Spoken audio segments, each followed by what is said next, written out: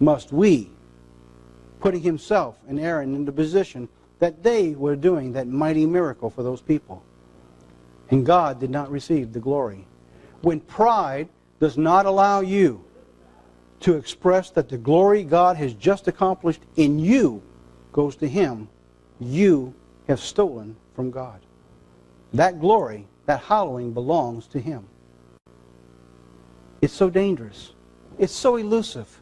And it's so simple. And we fall into the traps often. And God says we have to overcome those weaknesses. The ultimate example of total removal of pride, Isaiah. Therefore I will divide him a portion with the great, and he shall divide spoil with the strong, because he poured out his soul unto death. He was numbered with the transgressors, and he bore the sins of many, and made intercession for the transgressions. There was no pride. He was not ashamed to be up on that stake, almost naked, beaten, bloodied, between two sinners, the thieves on the cross. And Jesus Christ went there for you and for me. There was no pride. There was no foolishness that was there. He knew he had to do it, and he took it and gave God the glory for it. Luke 22 says, For I say unto you, that which was written must be accomplished in me.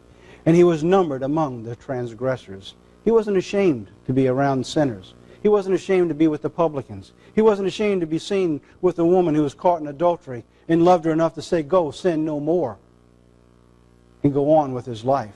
He wasn't afraid to be with the tax collectors. He was there to do the work of his Father and to build a family. That example is for you and I. Pride won't let us do it if we keep it as our gatekeeper.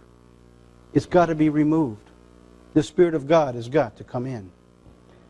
Hebrews 12 says, Therefore we also, since we are surrounded by so great a cloud of witness, let us lay aside every weight and every sin, which so easily ensnares us, and let us run with endurance the race that is set before us, looking to Jesus, the author and the finisher of our faith. For the joy that was set before him endured the stake, despising the shame, and sat down on the right hand of the throne of God. Those promises are given to you and I. If we can get rid of that gatekeeper, if we can begin to make the stand to remove the pride, its cousins, and all its relatives, and allow the Holy Spirit to come in, we are promised that we will sit on the throne with our elder brother as we wait the return of our Heavenly Father. God humbles the proud, he says. And Job then answered the Lord, and Job out of the whirlwind, and said, Now prepare yourself like a man, and I will question you, and you shall answer me. Would you indeed annul my judgment? Would you condemn me that you may be justified? Do you realize your pride will do that? You justify. That's what Saul did. He annulled God and justified himself in what he was doing. Have you an arm like God? Or can you thunder a voice like his? Then adorn yourself with majesty and splendor, and array yourself with glory and beauty. Disperse the rage of your wrath, and look on everyone who is proud, and humble him. This is when God finally brought Job down to the reality of who he was.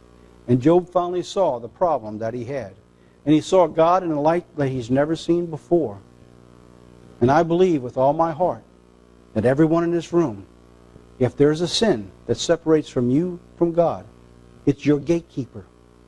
If you begin to remove it, you will see God like you have never seen him before. He will open up areas of understanding in your life that you have never imagined. He will bring you to a deeper understanding that only he and you could ever comprehend. And you will have peace, the peace of God that passes all understanding, if you remove the gatekeeper. Look on everyone who is proud and bring him low, God says. Tread down the wicked in their place and hide them together in the dust. God places pride with the wicked. He's going to humble them, and they're both going to be placed in the dust. When God puts them in the dust, pray to God that it's still not inside of you.